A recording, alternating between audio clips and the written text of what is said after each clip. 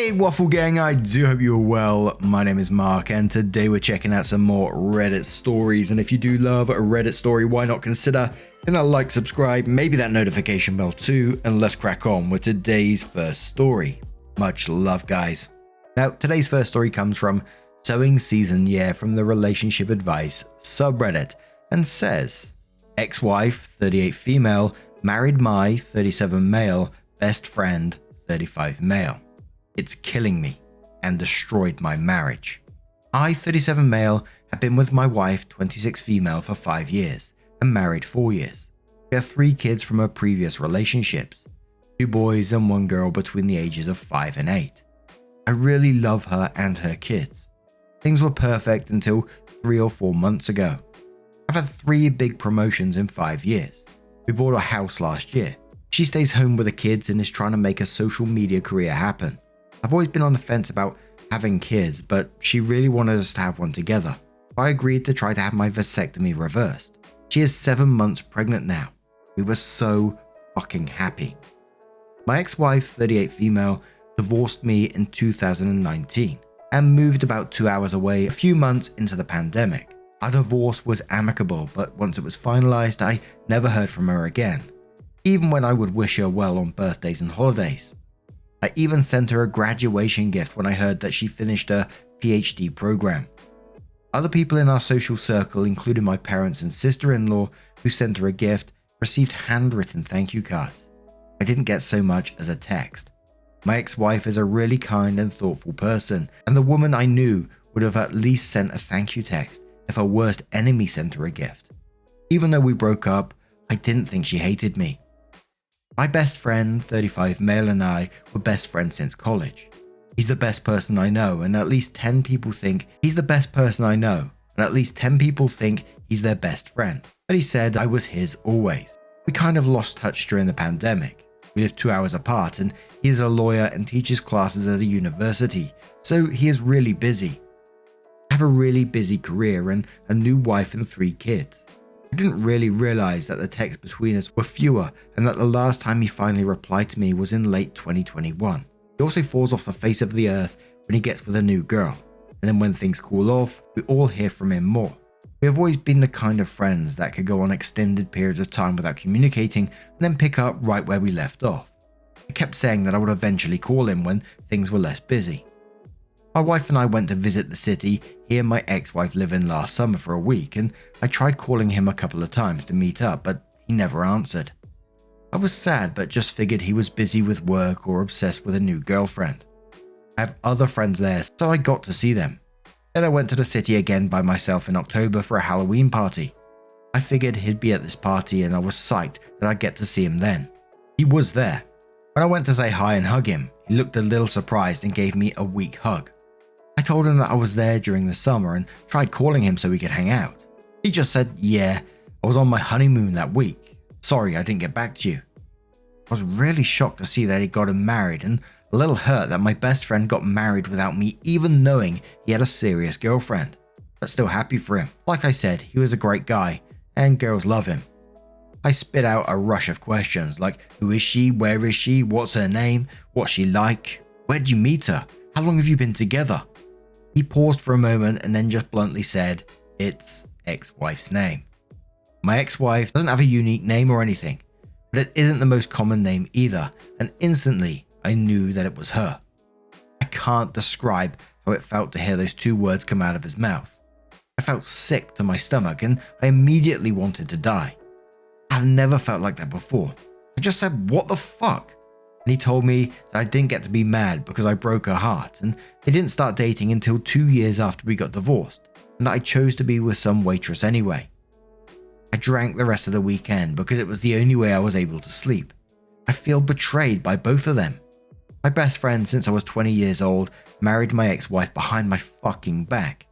I was married to her for 6 years and they were never even friends, and now they're in love with each other. I also found out that he talked shit about my current wife and me behind my back and never liked her. I went back home and I know that I was distant with my wife and the kids because I was just hurting so much.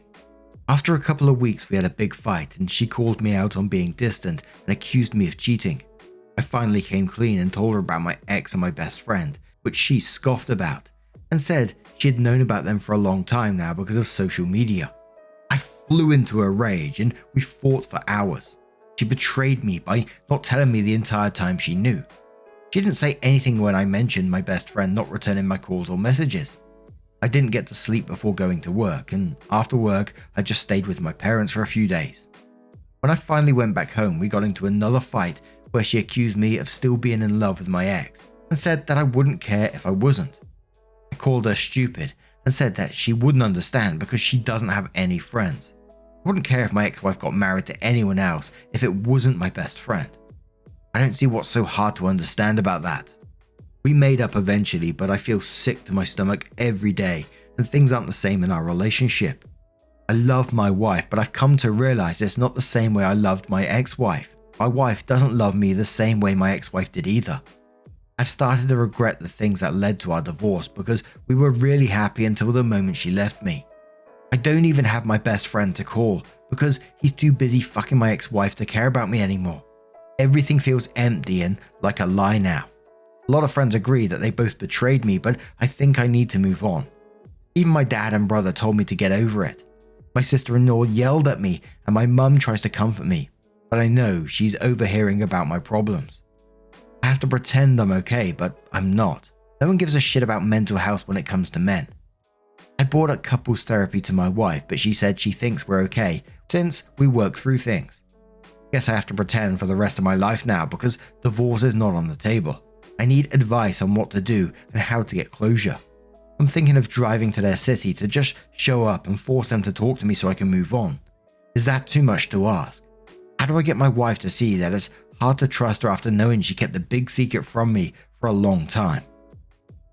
OP's first little update says, the overwhelming consensus here is that I'm a piece of shit, which is true.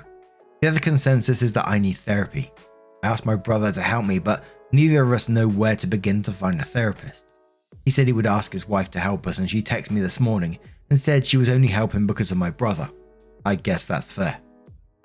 Republic of Gary says, and quotes, I called her stupid and said that she wouldn't understand because she doesn't have friends. And then says, well done, Professor. Video Slacker says, apparently neither does he. If your best friend doesn't speak to you for 3 years, that may be your best friend, but you are not theirs. Inside Sector asks, what led to your divorce? Did you cheat? Were there problems that couldn't be solved? And how much longer after the divorce did you start dating your current wife and married her? Basically tell us what led to the divorce and marriage to your new current wife. OP says my ex-wife found out about me sleeping with my current wife. I broke up with my current wife and my ex-wife so we could work things out. She decided she wanted a divorce a couple of months later, even though I begged her to try with me. Out of respect, I tried to make sure the divorce was as easy as possible. I got back together with my current wife while we were separated. No Reflection replies to that saying, so if any of this is true, you at 32 cheated on your wife with a 21-year-old with 3 kids. Your divorce was not amicable, she just wanted you out of her life as quickly and as painlessly as possible. The fact she never replied to you even once after the divorce was finalized wasn't the hint. OP says, I do really wish that I found out that day and felt happy for them, or at least felt nothing.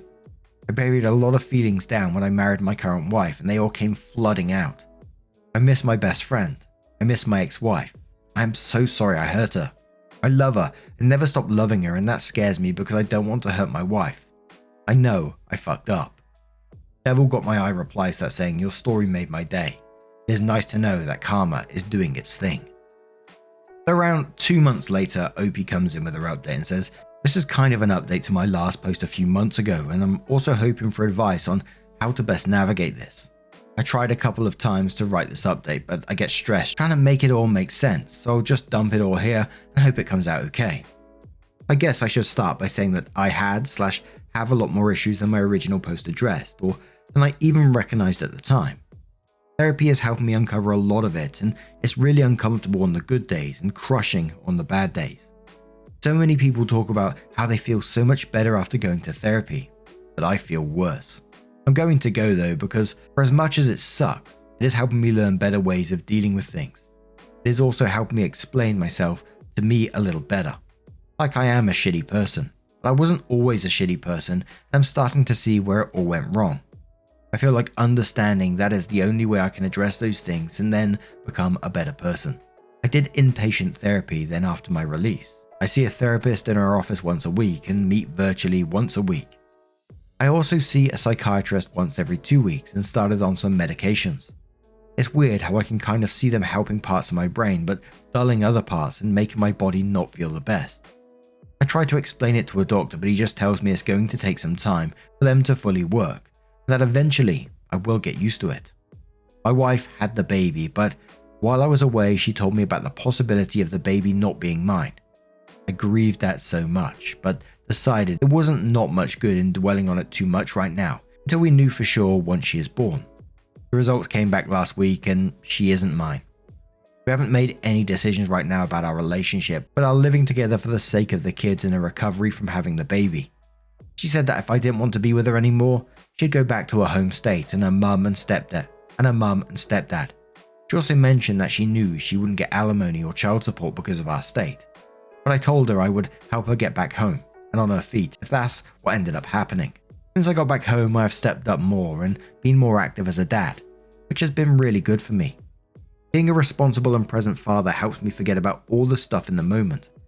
But it would be a lie for me to say that I don't worry about how much it'd hurt to lose them if we break up, since they are not biologically or legally mine. I also just worry about them a lot and think they deserve to have a safe and stable, happy childhood. I'm really sad that the baby isn't mine. I wanted her to be mine more than anything in the world, but I find it really hard to be angry with my wife. For some reason, I cheated on my first wife with her, so it's kind of calmer in a way. And what could I really expect when our relationship started the way it did? Plus, there's this other part of me that understands that she is a deeply damaged person like me. I don't really want to go into a lot of details, but we both lived through some similar shit happening to us when we were kids that bonded us. Neither of us really dealt with it, but I thought that I was okay because I grew up privileged and she didn't, so I always had more opportunities than she did. I also thought that since I didn't think about it as much, I was okay. She thought about it all the time and she wasn't okay. My ex-wife is an amazing woman and she deserves to be happy. I sent her an email and just kind of poured my heart out about how sorry I am for hurting her. I would rip my heart out to give it to her if it helped her heal from the heartbreak I caused her. I said in the email that I didn't expect a reply and that I wouldn't ever attempt to contact with her again after that. She got in contact with my brother a few times to check on me, and she's called me twice and we talked for a few hours about everything. She's really happy and she's doing well. I'm proud of her and she deserves to be happy. I'm really lucky that I had the years that I had with her, but now it is time to accept how I screwed up and try my best to do better going forward. I don't think I will ever contact her again, but I would be happy to hear from her if she ever chooses to reach out again. It hurts a little, but I understand now that the door is fully closed. The door with my friend is closed too. We haven't spoken and we probably never will, but that's okay. I found out from other friends that he was always in love with my ex-wife and that he was the person who convinced her to move to where they live now, after our divorce. I think knowing helps because the story I created in my head was far worse. I also understand now why no one wanted to tell me. My brother and I got so close again, which his wife isn't the happiest about. I'm not sure where I would be right now if it wasn't for him. We invited them over during the weekend and at one point, she and I were in a room alone for a few minutes and I told her that I was sorry and she just hugged me and told me that I was stupid, but that she knows I'm trying. I also have two really good friends who have been trying to be there for me through everything, even though they've been clear from the very beginning that they have not agreed with my actions. All of them are more than I deserve. My relationship with my parents isn't in the best place right now. They're both really mad at me because my brother confronted them about what I told him and related to the thing that happened when I was a kid. They feel like he is blaming them and that they did the best they could for me. I think that they are really embarrassed too. I get it. I don't really blame them, but I don't think they knew what to do. But I'm not going to apologize to them either, so until I do, they don't really want to be around me. I'm not sure that this is the update that anyone wanted to read, but it's all I've got. My life is still very much in limbo, maybe even shambles, but I'm doing my best to fix it and fix some of the hurts I've caused others. I would recommend therapy as much as everyone recommended it to me, but I would caution to add that it requires a lot of honesty to work and that sometimes that kind of honesty reopens old wounds. But those wounds are dirty and infected, so you've got to clean them up and treat them to get better. which is going to hurt, but I'm not sure there is any other way. How do I make the best decision for the kids and for myself? Should I try to work things out with my wife, or would it be best to make a clean break? Wow, gee whiz. Now, there's a mixture of comments below this one. Some people saying that they're glad that they're getting therapy and they seem to be, growing as a person and recognizing the mistakes of their past. Other commenters saying, karma's come to collect kind of thing. But now I'm going to turn this one to you guys. What do you guys make of this situation? Let me know your thoughts down in the comments below. And let's move on to another story. And our next story was one that was suggested on our very own subreddit, but does come from the Am I the Arsehole subreddit from Simple Private, bit of neighborhood drama if you like. And it says, am I the arsehole for telling my husband to stop helping my neighbor and her son? About 5 years ago, my neighbor Jane kept walking over to our house and sending me messages asking for help for her son to learn to snowboard from my husband. Jane's husband wasn't interested in helping, and she kept telling me how great it was that my husband would snowboard with my son. At one point, she asked if my husband, her, and her son could go snowboarding together. I put my foot down and said absolutely not. Fast forward a couple of years later, and her son is now 16. She again asked for help buying a new snowboard, and my husband is nice and went and helped her, and her son purchased one. She then started texting him asking if she could go with my husband and my son, and her son snowboarding the next weekend. My husband said that was fine. However, my son decided not to go last minute because he just wanted to spend some time with my husband. My husband didn't know that, but I did. My husband spent the day with Jane and her son, even after me telling him that I wasn't happy about him going and that he should cancel. But he said he already told her he would and didn't want to flake. She texts him during work hours. He replies and has relentless questions about asking when the next time they can go snowboarding. I told my husband to stop texting her and he can't go with her anymore. It's making me uncomfortable. Note, her husband is around and did go with them to purchase a snowboard, but doesn't have the time to spend with them on the weekends, and so she wants my husband to go help them and show them the ropes. He's one of those people that likes to help others. However, I told him to ghost her. He said it's gonna be weird when he sees her in the neighborhood, and what's he supposed to say when he sees her? I told him to tell her that he's just too busy. Am I the arsehole? Couple of relevant comments. Gap Apprehensive says, not the arsehole. Point out to your husband that his desire to help is alienating his son. You didn't check if his son wanted the neighbors to come. It's not your husband's job to make up for a husband being able to spend weekends with them. Opie says, my husband is clueless and thought our own son wanted to go help them too. My husband does go snowboarding quite a lot, sometimes with my son and sometimes alone. But I don't like her tagging along. It's not like I told her he wanted to help her. I just think it's wrong when we are married and she's a woman who is not happy with the attention she gets from her husband, obviously. Thank you. Life Asks Am I the Arsehole says, he's not clueless. He enjoys her attention too and pretends he is just a good neighbor. Moomin replies that saying not the arsehole, texting his clingy neighbor back in his work hours and setting up the next snowboarding date that he doesn't even give a hoot if his own son joins or not, definitely smacks of loving being this woman's go-to for things.